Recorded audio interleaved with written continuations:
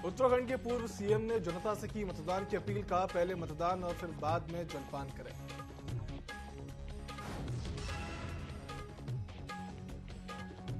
देहरादून में कांग्रेस ने प्रदेश कार्यालय में बनाया अपना वॉर रूम। हर बूथ पर सीसीटीवी कैमरे की तरह रखेंगे निगरानी। मॉनिटरिंग के लिए लगाई गई 50 से अधिक पदाधिकारियों की ड्यूटी।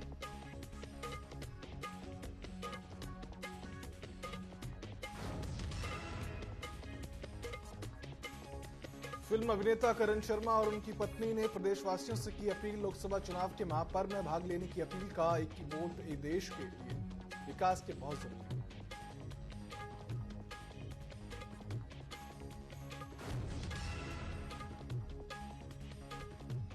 लक्सर में लापता युवक की मिली लाश, दोस्त ने उतारा मौत के घाट। स्मैक और शराब पीने को लेकर हुआ था विवाद।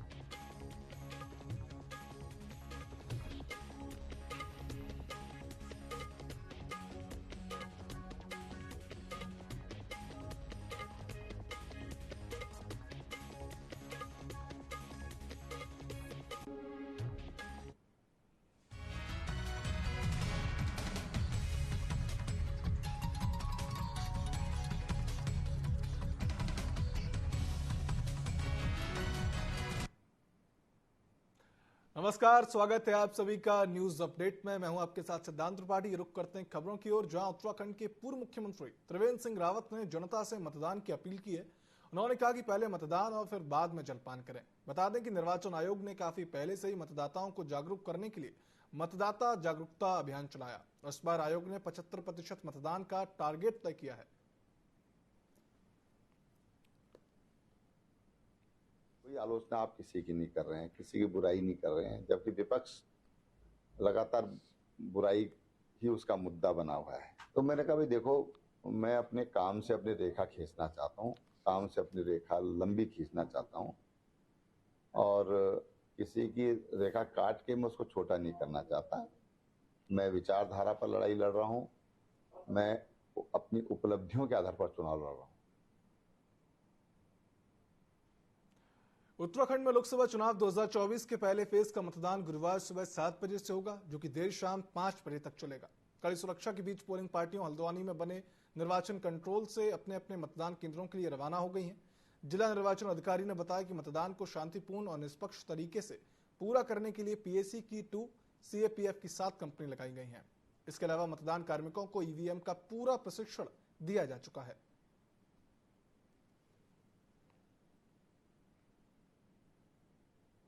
पोलिंग से जुड़े हुए जितने भी कर्मचारी अधिकारी हैं कि किस तरह से हमें मशीन जोड़नी है, क्या क्या त्रुटियां हो सकती हैं और उन त्रुटियों का निदान हम कैसे कर सकते हैं इन सब मामलों में। ठीक है, उसके बाद 4 अप्रैल से 7 अप्रैल तक पुनः हमने प्रशिक्षण दिया कि जिस तरह क्या क्या कमियां आ सकती है, किस तरह से उसको दूर कर सकते हैं। ठीक है, उसके बाद जो कुछ छूटे हुए कर्मचारी अधिकारी थे और जिनको कुछ जानकारी कम हो रही थी, उनको हमने 13 अप्रैल को पुनः उनको हमें एक बार इस ईवीएम मशीन का प्रशिक्षण दिया है, ताकि बहुत अच्छी तरह से आप जो हमारा ये चुनावी राष्ट्रीय पर्व है, चुनावी रूपी, इसको संपन्न करना है।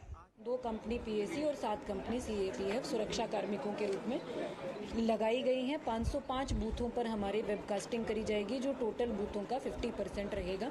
जो भी पोलिंग पार्टियों का मूवमेंट होगा उसको जीपीएस के माध्यम से ट्रैक किया जाएगा और हमारे कुल मिलाकर जो कल मतदान होना है उसमें 8,119 मतदाता हमारे जो है वो वोट देंगे।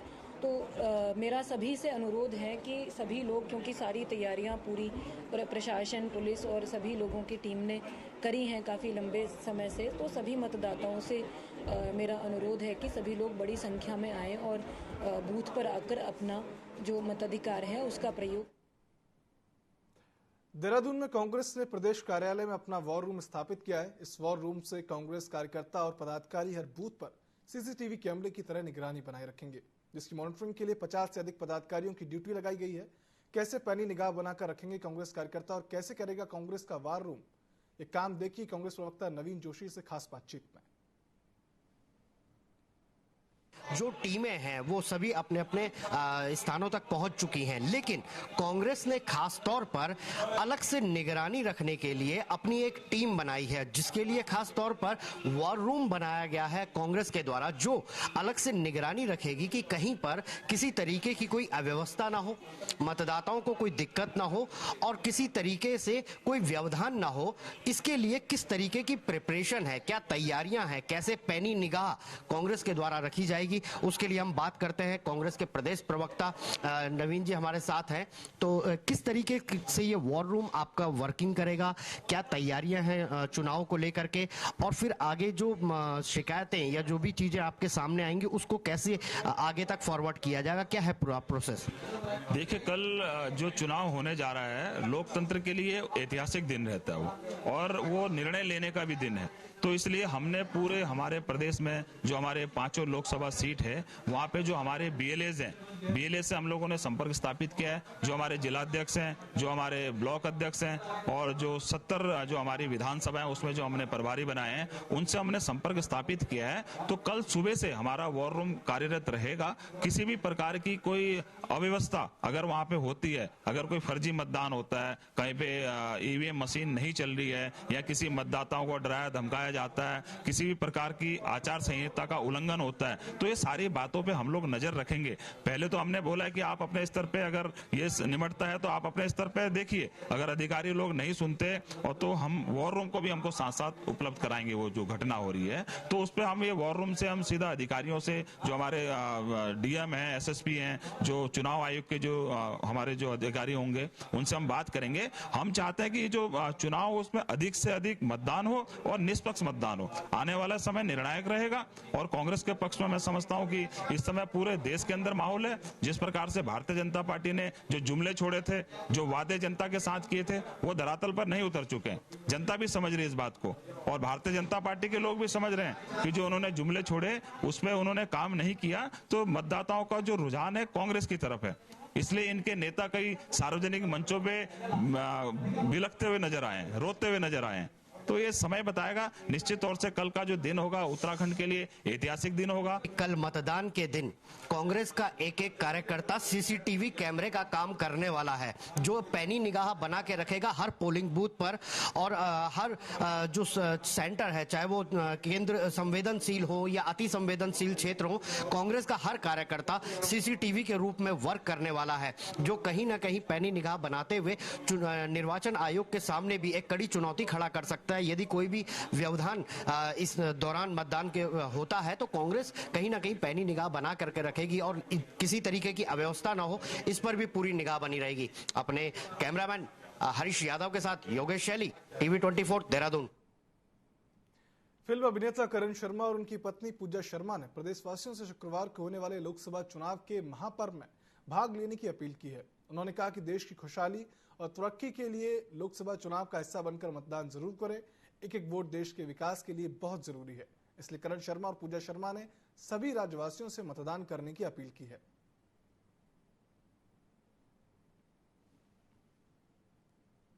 Voting is very important. हर एक नागरिक को जिसके पास वोटर आईडी है, जो 18 प्लस है, अभी सबके पास वोटर आईडी है, सो आप प्लीज जाए और वोट करें, बिकॉज आपके एक वोट से, आपके एक सेंसिबल वोट से हमारी कंट्री का भविष्य जुड़ा हुआ है। सो प्लीज जाए, वोट करें एंड हमारी कंट्री को डेवलपमेंट की ओर, तरक्की की ओर लेकर चले। So we both specially request you, हाथ जोड़ की विनती है, अपने घर से निकले उस दिन आलस ना करें और जाए और वोट करें। Voting is very important. Uttarakhand की 5 सीटों पर 19 अप्रैल को पहले चरण का मतदान होगा। इसे लेकर जिला निर्वाचन अधिकारी सौरभ गहरवार की देखरेख में गुरुवार को केदारनाथ और रुद्रप्रयाग विधानसभाओं की 355 पोलिंग पार्टियां ईवीएम और वीवीपीएटी लेकर अपने गंतव्य स्थानों के लिए रवाना हुई। इस दौरान जिला निर्वाचन अधिकारी ने सभी कार्मिकों का हौसला बढ़ाते हुए कहा कि सभी कार्मिक आपसी सामंजस्य के साथ अपने कर्तव्यों का निर्वहन करें।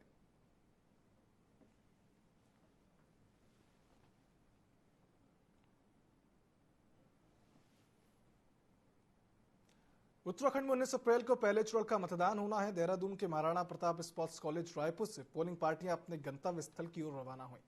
जिला निर्वाचन अधिकारी सोनिका ने पोलिंग पार्टियों को शुभकामनाएं दी। साथ ही जिला अधिकारी ने अधिकारियों को निर्देश भी दिए कि कोई भी कार्मिक भूखा नहीं रहना चाहिए। जिला अधिकारी के निर्देश पर नगर मजिस्ट्रेट प्रत्युष सिंह ने स्वयं कमान संभाल ली है। पार्टियां ऑलमोस्ट सभी प्रस्थान कर गई हैं, सभी अपने अपने व्हीकल्स पे पहुंच गई हैं। कल 1880 हमारे पोलिंग स्टेशन हैं और उन्हीं के अनुसार हमारी पोलिंग पार्टीज बनाई गई हैं। इसके अलावा हमने कोशिश की कि यहाँ भी जहाँ डिस्पैच सेंटर है वहाँ पे सबको अलग अलग स्थान दिया जाए, जिससे कि सब आराम से कंफर्टेबली अपनी चीज़ें चेक भी कर सके और कोई डाउट हो तो वो भी क्लियर कर सकें। ट्रेनिंग की भी व्यवस्था यहाँ पे की गई है और कल के लिए हमारी पूरी टीम तैयार है और हम लोगों ने सारी व्यवस्था करा दी। उत्तराखंड हाईकोर्ट ने नैनीताल दूध संघ में फर्जीवाड़े और घटिया दूध की सप्लाई के खिलाफ दायर जनहित याचिका पर सुनवाई की। कोर्ट ने राज्य सरकार को पूर्व में कमिश्नर की ओर से दी गई जांच में दोषी पाए गए लोगों के खिलाफ अब तक की गई कार्रवाई की विस्तृत रिपोर्ट पेश करने को कहा है। मामले की सुनवाई के लिए कोर्ट ने 4 सप्ताह बाद की तिथि नियत की है।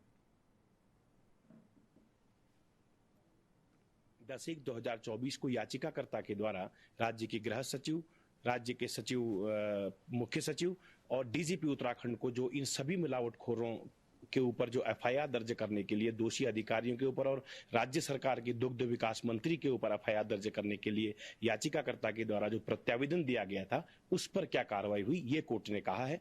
और कोर्ट ने कहा है राज्य सरकार से कि 10/1/2024 के प्रत्यावेदन पर याचिकाकर्ता की आपके द्वारा क्या कार्रवाई की, क्या स्टेप उठाया, 4 सप्ताह के अंदर मैं काउंटर एफिडेविट के जवाब दाखिल करने को माननीय उच्च न्यायालय ने कहा है। देहरादून की राजपुर पुलिस ने नाबालिग युवती को बहला फुसलाकर भगा ले जाने वाले अभियुक्त को हिमाचल प्रदेश से गिरफ्तार किया है। दरअसल नाबालिग के पिता ने थाने में आवेदन देकर बताया कि उसकी बेटी बिना बताए घर से कहीं चली गई है, जिसके बाद मामले में एक्शन लेते हुए पुलिस ने मुखबिर की सूचना पर नाबालिग को रामपुर बुतहर जनपद शिमला हिमाचल प्रदेश से अभियुक्त के कब्जे से सकुशल बरामद किया। वहीं अभियुक्त को न्यायालय में पेश कर जेल भेज दिया गया है।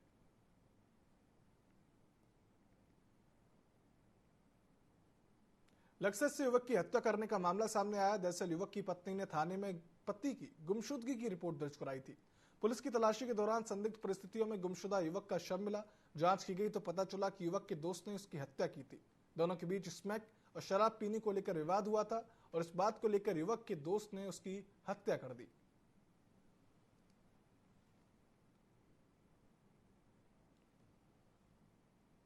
इधर मसूरी में घरों में सप्लाई किए जाने वाले गैस सिलेंडरों में कम गैस निकलने का मामला सामने आया। मसूरी में ठेकेदार के जरिए घरों में गैस सिलेंडरों का वितरण किया जाता है, लेकिन गैस एजेंसी के अधिकारियों की मिलीभगत से मसूरी में गैस सिलेंडरों में 2-3 किलो गैस कम दी जा रही है। स्थानीय लोगों ने इसका जमकर विरोध किया।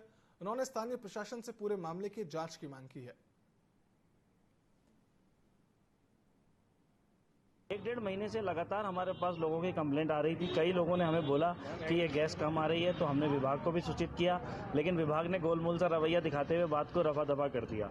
आज जब पुनः हम सुबह अभी यहाँ पे गुरुद्वारे पे हम खड़े थे, तो यहाँ पे अभी 3 सिलेंडर गुरुद्वारे के लिए लिए गए और एक और हमारे पड़ोसी हैं, उन्होंने भी सिलेंडर लिया। चारों सिलेंडर में किसी में 3.5 किलो, किसी में 2.5 किलो गैस कम है। जब हमने अपने मैनेजर साहब से संपर्क करने की कोशिश करी तो मैनेजर साहब ने भी एक गोलमोल सा रवैया बताते हुए कि आप एप्लीकेशन लिख दीजिए, ये कर दीजिए, क्योंकि मुझे तो ऐसा लगता है ये बहुत बड़ा रैकेट है जो मसूरी में चल रहा है। अमूमन देखिए कोई भी घरेलू उपभोक्ता कभी गैस को तोलता नहीं है, लेकिन कई दिनों से हमारे रेडार पे थे, इसीलिए आज हमने स्पेशल इनकी गैस को तोला और पाया कि प्रत्येक सिलेंडर में 3 से 4 किलो गैस कम है, जो कि एक बड़ा चिंता का विषय और बहुत बड़ा रैकेट है।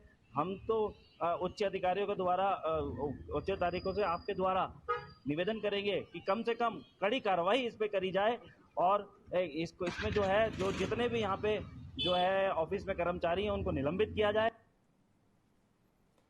उत्तराखंड बोर्ड परीक्षाओं के परिणाम जल्द आने वाले हैं। उत्तर पुस्तिकाओं का मूल्यांकन कार्य तेजी से चल रहा है ताकि छात्रों को दूसरी कक्षा की पढ़ाई में देरी न हो। इसके लिए शिक्षा विभाग लगातार प्रयास कर रहा है। शिक्षा महानिदेशक बंशीधर तिवारी ने बताया कि बोर्ड के रिजल्ट इस बार पहले से भी बेहतर आएंगे। उन्होंने कहा कि यदि कोई छात्र फेल भी होता है तो इस बार भी सुधार परीक्षा के माध्यम से दोबारा परीक्षा दे सकता है, लेकिन यह अवसर केवल उनको मिलेगा जो 2 विषयों में ही फेल हों। इसके लिए शिक्षा विभाग ने अपनी तैयारी कर ली है।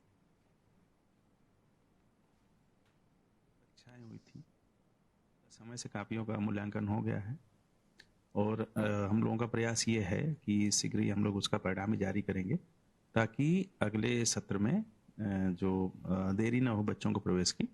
इसके अलावा 2 विषयों में कोई छात्र अगर फेल है या उसके अगर नंबर कम है तो उसमें सुधार परीक्षा भी दे सकता है। उसकी व्यवस्था भी पिछले वर्ष की गई थी, तो उसकी परीक्षाएं भी समय से हम लोग करा लेंगे ताकि उनका परिणाम समयबद्ध तरीके से आ जाए और उनको अपनी जो उच्च कक्षाएं हैं उनमें प्रवेश लेने में आसानी होगी। उत्तराखंड की 5 लोकसभा सीटों पर पहले चरण के मतदान के लिए चुनाव आयोग ने सभी तैयारियां पूरी कर ली हैं। 16 और 17 अप्रैल को प्रदेश के 11,729 बूथों में से 717 बूथों पर पोलिंग पार्टियों को रवाना कर दिया गया है, जबकि 18 अप्रैल को बाकी बूथों पर पोलिंग पार्टियां रवाना की जाएंगी। शांतिपूर्ण मतदान के लिए प्रदेश के सभी 11,729 बूथों पर 65 कंपनियां फोर्स, पीएससी और 15,000 होमगार्ड जवानों को भी तैनात किया गया है। इसके अलावा 5,000 से ज्यादा बूथों पर सीसीटीवी से निगरानी की जा रही है।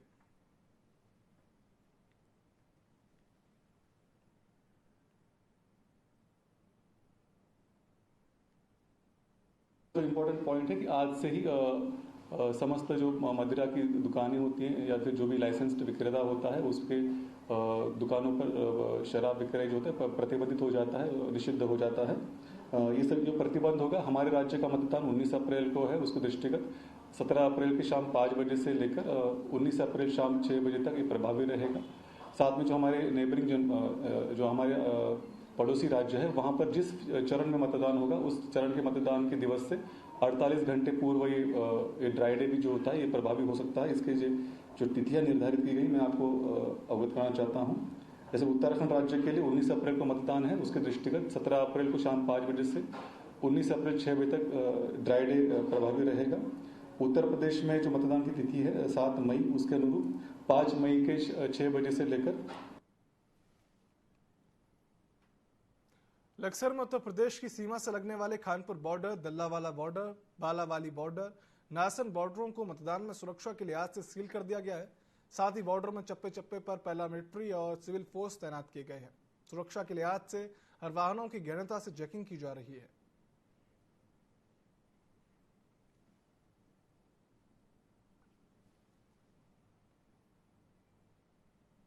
उत्तराखंड में लोकसभा चुनाव के लिए बुधवार शाम 5 बजे से चुनाव प्रचार थम गया। इसके बाद प्रत्याशी डोर टू डोर प्रचार में जुट गए हैं।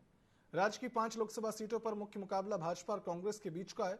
दोनों पार्टियां अपनी अपनी जीत के दावे कर रही हैं। चुनाव आयोग के मुताबिक इस बार अब तक 16 करोड़ रुपए से ऊपर की शराब, नशा सामग्री और नकदी पकड़ी गई है। 17 अप्रैल से शाम 5 बजे से 19 अप्रैल को मतदान संपन्न होने तक उत्तराखंड में शराब बंदी यानी कि ड्राई डे होगा।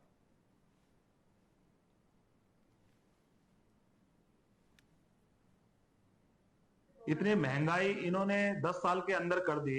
जो गैस का सिलेंडर 300 रुपए का होता था उसको कांग्रेस ने 70 साल में 300 रुपए इन्होंने किया। इन्होंने 10 साल में लाके उसको 1100 रुपए कर दिया।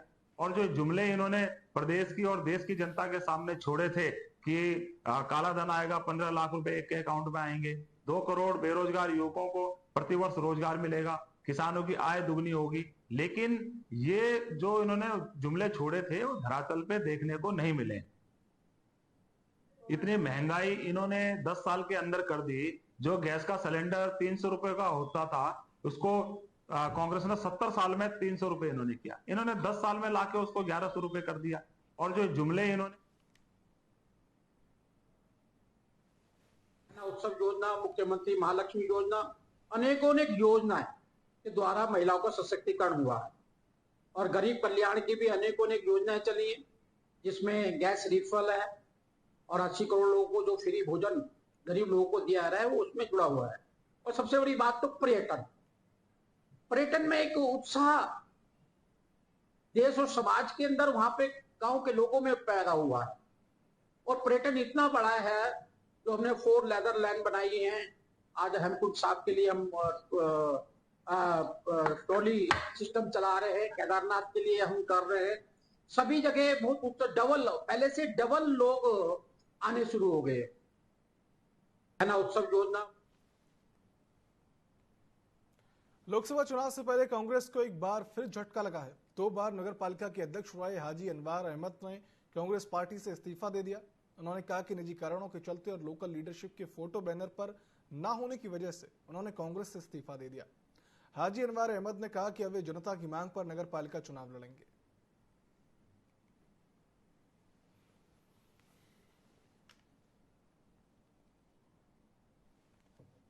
मुझे घर पे कुछ ऐसी परिस्थिति मेरे बन गई है जिस परिस्थिति की वजह से मैं पार्टी को पूरा टाइम नहीं दे पा रहा हूँ। और दूसरे मैंने वहाँ कार्यालय जाके जब गया तो मैंने देखा वहाँ पर बड़े बड़े अच्छे लीडरों के, हमारे कांग्रेस के, और जो बैनर लगे हैं उसमें फोटो लगे हुए हैं। मुझे ये भी देखकर जरा सा दुख हुआ कि हमारे ऊंचे लेवल पर जो सीनियर लीडर है उनका किसी का भी एक भी फोटो मुस्लिम का नहीं लगा हुआ है इसमें। उसे देख के भी थोड़ा दुख हुआ। मगर मेन वजह यह है कि मैं अपनी परिस्थितियों को ध्यान में रखते हुए कि इलेक्शन पीरियड में इतना टाइम मैं नहीं दे पा रहा हूं जो कि चुनाव के समय देना चाहिए था मुझे। इस वजह से मैं कांग्रेस पार्टी से त्यागपत्र दे रहा हूँ। हरिद्वार भाजपा लोकसभा कार्यालय पर कांग्रेस प्रदेश महासचिव उमेश कुमार ने अपने सैकड़ों समर्थकों के साथ भाजपा की सदस्यता ग्रहण की। सदस्यता ग्रहण करते समय उमेश कुमार ने कहा कि कांग्रेस पार्टी आज जन जन में अपना विश्वास खो चुकी है। कांग्रेस पार्टी में केवल और केवल परिवारवाद पर हावी है। भाजपा लगातार विकास के कार्य कर रही है और भाजपा की नीतियों से प्रभावित होकर ही हम सब भारतीय जनता पार्टी ज्वाइन कर रहे हैं।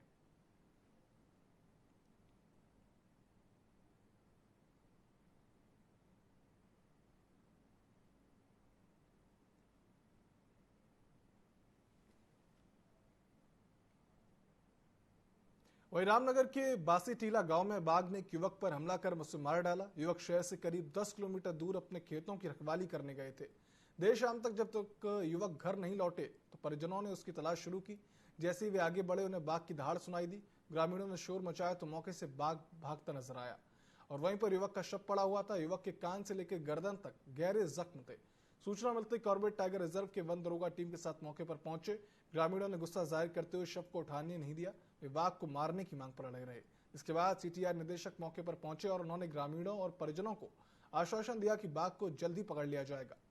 इसके बाद उन्होंने वन कर्मियों को कैमरा ट्रैप और पिंजरा लगाने के भी निर्देश दिए। देखिए ना, मानव और वन्य जीवों का संघर्ष जो है बहुत पुराना है। हम लोग भी जब घटना होती है तो 4 दिन बिल्कुल चौकस हो जाते हैं, फिर सब ढीले पड़ जाते हैं। अब जानवर कब आ जाएगा, किसको कितना नुकसान पहुंचा देगा, ये कोई नहीं जानता। और जहाँ तक विभाग की बात है, मैंने भी फील्ड डायरेक्टर से बात की है यहाँ पर पहुँचने के बाद, तो वो आ रही टीम उनकी। देखिए, ये जो घटना घटी है ये घर के पीछे से घटी है, कोई फॉरेस्ट लैंड में नहीं हुआ है और मेरी अपनी खेती भी है इसके पीछे, उसको भी यही देख रहे थे। और ये घटनाएं दर्शित करती हैं कि जो बाघों की गणना हुई है, जो बाघों पर इन्होंने कोड वर्ड दिए, जो उनके शनाख्त के वर्ड इन्होंने दिए हैं। न्यूज अपडेट में फिलहाल इतना ही। आप देखते रहिए TV24। नमस्कार।